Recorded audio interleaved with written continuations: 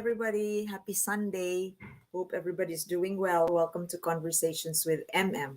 This is another exciting episode for all of us today. And I have a very special guest, a Phil Am, who's super talented and who's up there in his position as a performer, as a ballet dancer. But first, I'd like to thank my good friend, Vanette Colmenares, who introduced me to her nephew. Yes, nasa dugo nila. Very talented. I'm talking about no other than Anthony Huxley. Let's listen to this interview that I did a few days ago in this episode of us right now. So I'm so proud to show this. Let's take a listen. He is Mr. Anthony Huxley, Anthony Osmena Huxley.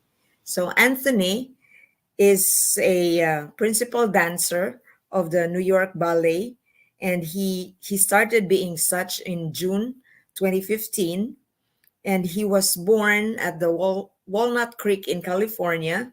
He began studying at the New York at the School of American Ballet, the official school of the New York City Ballet, in the summers of 2002 until 2003, and then enrolling as a full-time student from 2003 to 2006. And then Anthony also studied at the San Francisco Ballet School and the Contra Costa Ballet School. In October 2006, he was asked to become an apprentice with the New York City Ballet and joined the company as a member of the Corps de Ballet in July 2007. So this is something we don't know because he's a very quiet person, no frills. But I thank my friends for introducing him to me. Welcome, Anthony, and thank you so much. Salamat for joining us today. Hello, thanks for having me. Oh my gosh, it's amazing. So you cannot speak Cebuano anymore, right? Not very well. No, I can understand a few things. Awesome. So when was the last time you went to home to Cebu or the Philippines? A long time ago, probably when I was like 10 years old, with my Oh whole. my gosh. So it's been a very long time, but I've been almost too busy to go back. Right. So what are your memories of Cebu or Philippines? Um, Mostly spending time on the beach and the Mhm. ocean. And I remember during low tide, I could walk Low from tide. little different islands. That was my favorite part. Oh wow. Yeah. Is this in Cebu or Oh, yes. amazing? So do you plan to have a vacation there if ever you would have time? Yeah, of course. I just need to have a good chunk of time to just commit to it. Oh my gosh. Tell us about, first of all, tell us about your mom and how she influenced you, perhaps influencing you in this art of yours, Um, or not really. no, of course. Yeah, Uh-huh.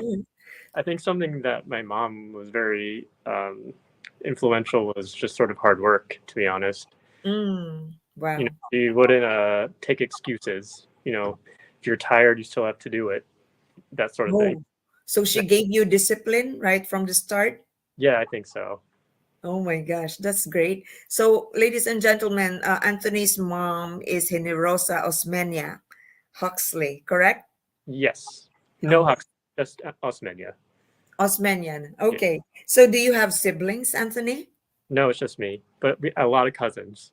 A lot of cousins. Yeah, that's the Philippine side, right? Yes. And tell us about your dad. My dad was born in Egypt, actually, and then my mom and dad, they both met in California. So that was how they came together. Yeah. Great. Mhm. So tell me about your journey now as a dancer. You said that ever since you were small, you liked dancing already.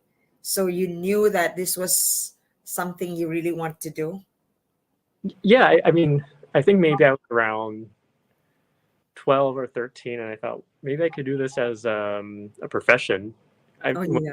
When you're younger, you don't really think about, what you're going to do for work. I was just sort of dancing for fun. Right. But then, yeah, I got to that age. I was maybe 13-ish, and I thought, well, maybe I can do this as a career, and I really set my focus on that. Amazing. Yeah, So, is this like a teenage discovery, something like that, a self-realization at that time? probably yes. Oh, great.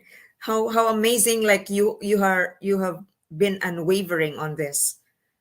So Yeah, is your parents' support strong for this? Like you wanting to be a dancer, they are behind your back? yeah, 100%. Great. They would So drive me to all the ballet classes and the shows, all that stuff. that's nice. So what was your first performance as a ballet dancer in your even the non-professional time? Do you remember it? Probably the Nutcracker. I think that's No. probably everybody's first profession, or not even professional, but dance performance. In California? Yeah, California. So Uh, what city? In Walnut Creek. Oh, Walnut Yeah. Creek. Gosh. So how was that? Do you remember how did you feel? What preparations you made? Um, I don't remember. mu- Uh-huh. I don't remember. I think maybe I was probably like 6 or 7 years old. Oh, you were small. Yeah, So what was the role you had? I think I was a party scene child. Oh, 'Cause the Nutcracker, the act one is the party scene, yeah. and then, so that's usually a bunch of children. So I was in that one. So you had fun, I would think. Yes, I did. So maybe that was a good experience that you wanted to continue with it, right? Yes, definitely. So you were only 6 years old. So after that, what was the next performance that you did? Um, well, usually how when you're training or when you're in a ballet school or any sort of dance school, there's a Mm-hmm. performance at the end of every year, like Uh-huh. like in June or something, just to end the school year. So that was always something I did at the end of the year. There's always the end of school or end of the year performance that we did. Uh-huh. So it's like all school based, therefore a lot of practice, I suppose, a lot of training for you. Yes. Great. So what was after Nutcracker? What was the performance that you remember doing?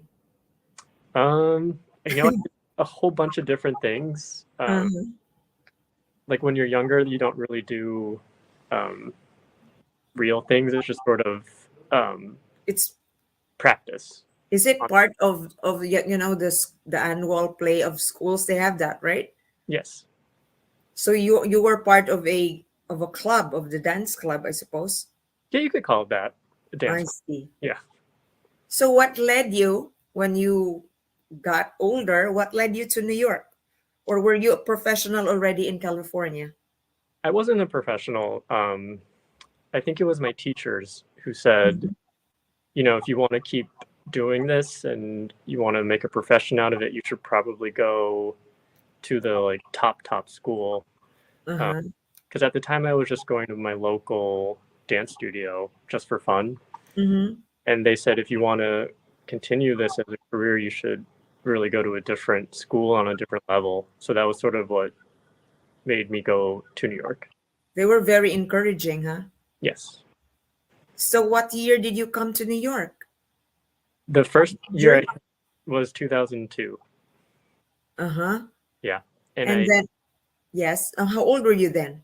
I was 14 then, and Oh, very young. yes, and at the time they said 14 was still too young because the school I went to in New York has a dorm, I and see. really they want you to be 15. So I had to come back the next year when I was 15, and then I stayed. So you stayed in New York. You had your own place, or were you with family? No, the school I went to has a dormitory, so I was staying in the dorms. Oh, what school was this? The School of American Ballet.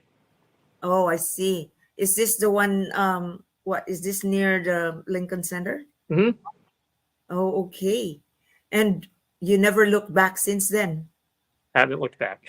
Amazing. So you go to other kind of jobs other than being a professional dancer? Did you No, try? I haven't tried yet. Never did. Maybe next year.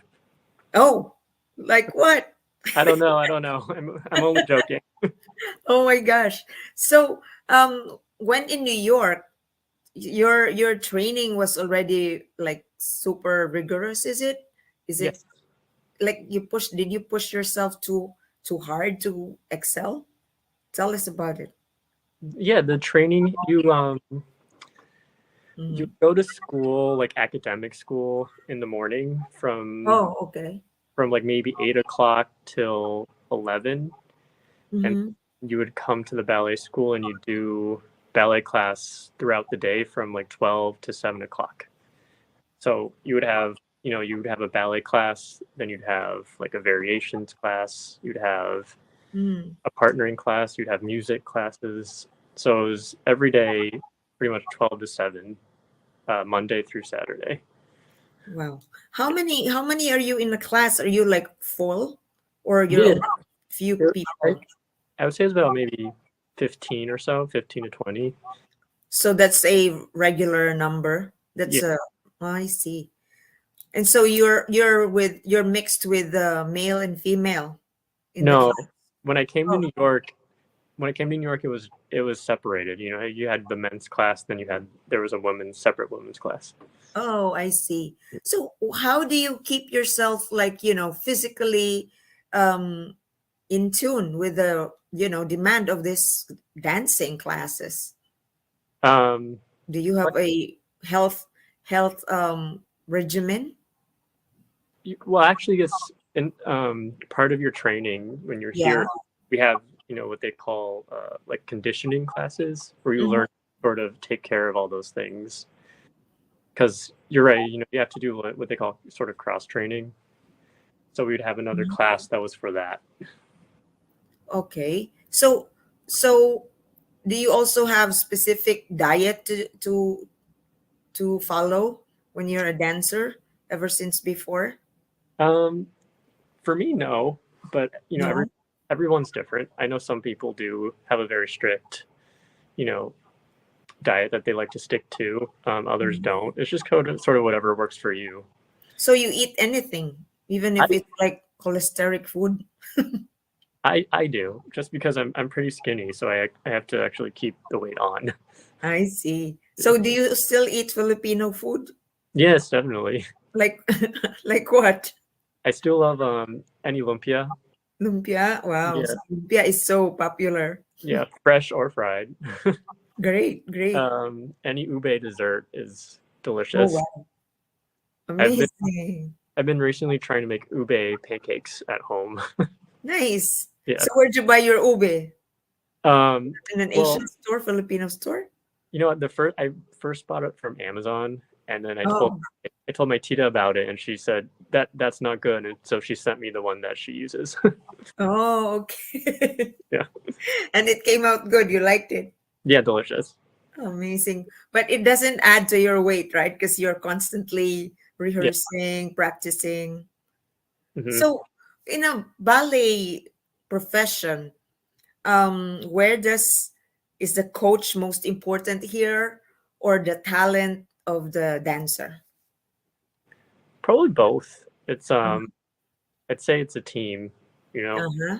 uh, when you're dancing, you can't always watch yourself, so you kind of I need see. somebody to watch you and tell you what looks good and what doesn't look good. I But see. somebody can't make somebody talented. They can only sort of guide them in the right direction. So it's a little bit of a teamwork. So great. So your coach, do you choose them or it's like assigned to you? It's assigned. Well, Mhm. in the company here, depending on what ballet, a certain person is in charge of that ballet, if that makes sense. Mhm. So you'll work with that person for that ballet, but then you Mhm. learn another ballet from a different person. So you have multiple. I see. So how does one become a principal dancer? I mean, I believe you are very young that they pushed you up to that high position. How did you reach that position? Um, just through hard work, I guess you could say. Through hard work, definitely. But I think everybody goes through the same path. You start as an apprentice, Uh-huh. then I you become a corps de ballet member, Then after that, you become a soloist. Then Mm. after soloist, you become a principal. Not everybody makes it all the way through, but some do. Wow. So that's the highest that one can reach, being principal dancer. Yes. Educate me. Is that the same as being prima ballerina? hmm So that's the male counterpart, Um, or no? a prima is sort of the same as a principal for female, in a way. Yeah. I see. Wow. Now that's my takeaway in this conversation of ours. So, for how long are you going to be as a ballet dancer? I was told by Miss Marilu Magsaysay, who is president of the Philippine Ballet Theater, that at some point physically you no longer could dance. So, is there an age bracket to that, or that depends on the individual's health? It does depend on the individual's health, but Hmm. I think generally, 45 after that is, I think 45 is usually around the time people, I see. yeah, maybe a So, little sooner. in when in case you reach 45, what happens to you or ballet dancers like you? What they do? They Um, teach. they teach or some continue to dance in a sort of lower stress capacity, or some go on to coach, or some, as you said, go on to teach. So usually staying within the world of ballet. Oh, Yeah. okay. So, oh well, this might be so early to ask, but do you intend to stay longer after you will retire? Um, well, currently I am teaching ballet at the same time, so I hope to continue that a little. Mhm. But who knows? It's few years away. So you will, yeah, it's a long time. So you will teach in New York. You imagine? Hopefully, I mean, I do teach in New York now, so Mm-hmm. yeah. So very productive life. Amazing. So, how's life in New York compared to California? Are you more comfortable here? In New York, Yeah. yeah, I'd say so. I never learned how to drive, so It's okay to be here then. yeah. But when I go to California, I'm a little reliant on people to drive me around. Oh, same with me, Yeah, because I don't know the physical condition of the place, so I need a driver. yeah, So but here it's more you're more independent, so you can just walk. Walker, yeah, I know the train. Uh-huh. So, what entertains you? I mean, I'm sure your work entertains you, but do you have, like leisurely time? Yeah, sometimes. I mean, I go to the movies or see shows, Oh, like good. rock shows, all the New York stuff, museums, all the good things. I agree. So you have developed like friendships here and good, support systems, I Yeah, guess. I mean, a lot of us have known each other since we were 15, so Oh, yeah. we're almost like a family. Yeah, that's nice, right? So, could you tell us your most challenging role in a performance? What show was it that really pushed you to your limits, I suppose? Yeah, I get this question a lot, and I never have a good answer for it because Oh, I do a lot of very challenging roles, mm, and each role has its own different challenge, and I, mm-hmm. I haven't decided which one is the most difficult. Oh, maybe everything's difficult. Yeah, that's the answer I go with right now. Oh my gosh! So, who inspires you to be your best? Yeah, who inspires you to just really give your excellent shot at things? I think watching older dancers from the past, like old Mhm. ones, and sort of seeing what more you can do or what Mhm. you haven't done yet. I think that inspires me a lot. And Mhm. and some of my teachers and coaches who still give me things to think about when I do these roles. So in this field, in this profession, what is the most challenging thing that you have to keep up to be on top of your performance? What is it? I would say we have we perform for 6 weeks in a row in the Wow. winter, and then every season we have is about 6 weeks. Mm-hmm. I think the most difficult is when you're exhausted, Yeah. just having to come back in and then doing it day after day with the high energy and giving 100%, even when you're, absolutely exhausted. Mm-hmm. I think that's probably one of the hardest things as a professional because you just want to stay home some days, but You have to just work, right?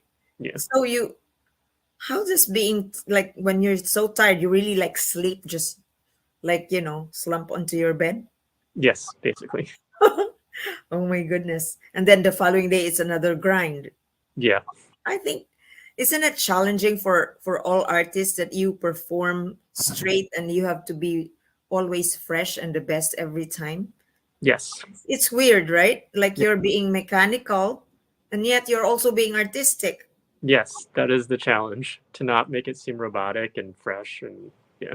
Yeah. So how is there a mental conditioning you have to do? Um, Or what is it? Is this a matter of attitude or what? yeah, I I'm think definitely. intrigued.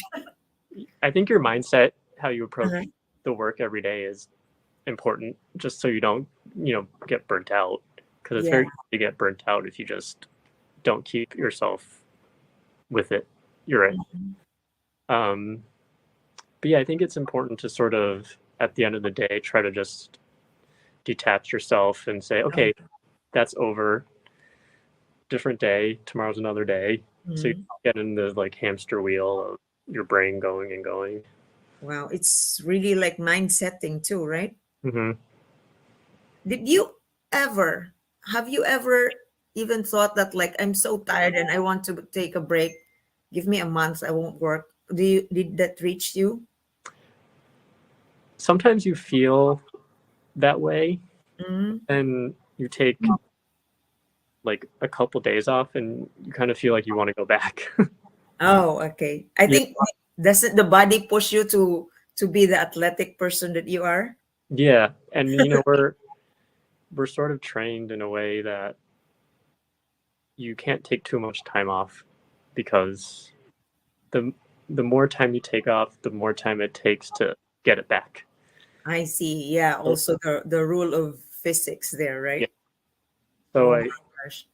sometimes it does seem like, oh, I'm just gonna take a month off, but then after a few days, you're itching to just go right back. I see. That's good. Yeah, So does your mom and your dad watch you every time you have a performance? Like no, you're no, like the cheerers? they, No. they they're in California still, so that would be Oh, they're in California. yeah. Okay. Okay. So Anthony, tell us about your most recent projects and upcoming projects before we wrap up. What are So we going to see?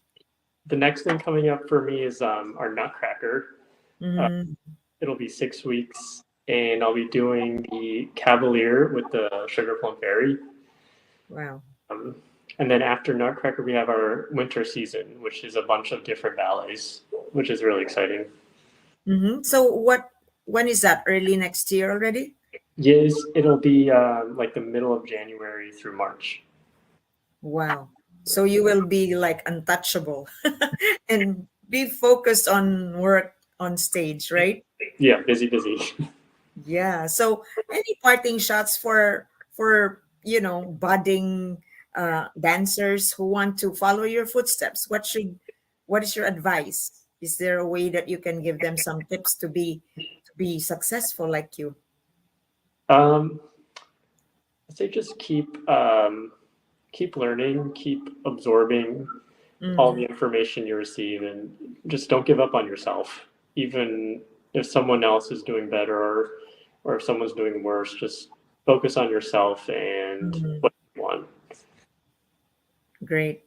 Thank you so much for that piece of advice for the young ones. Yeah. Thank you, Anthony, for your time. I know you're so busy and enjoy what you're doing.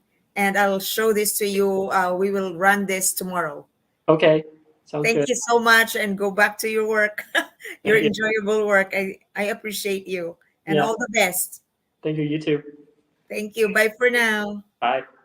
Thank you, ladies and gentlemen. We will be right back after this commercial.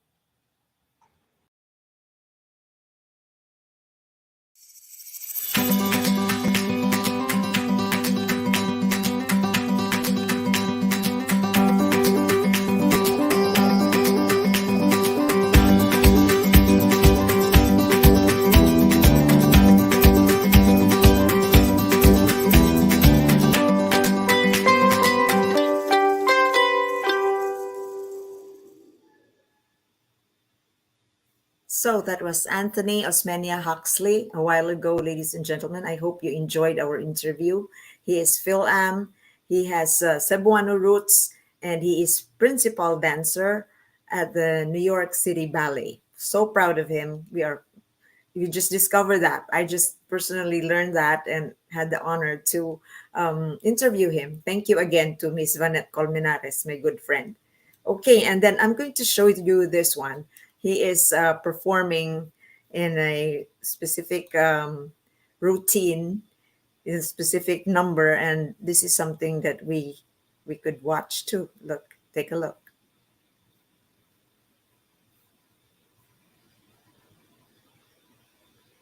Oops, oops. Oh, I lost it. Oh my God. I'm sorry. Let me do it again.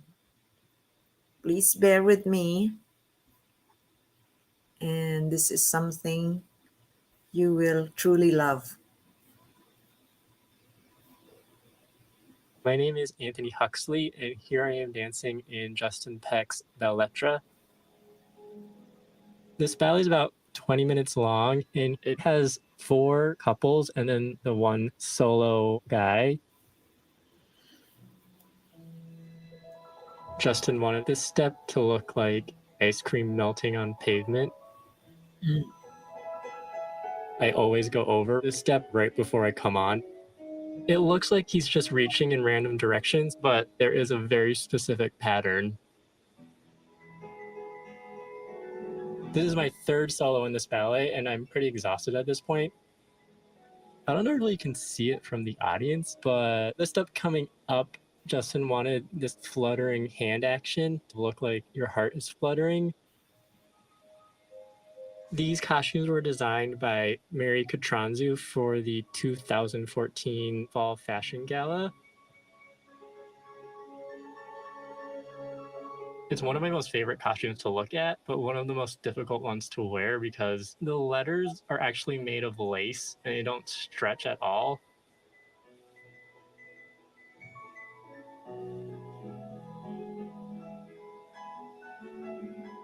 The music was composed by Cesar Franck.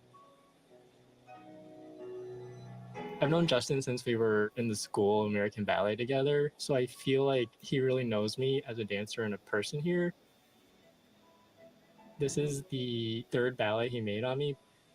He wanted to showcase who he thought I was, and that was liberating to kind of just be yourself on stage and have somebody kind of know what your strengths are and who you are as a performer.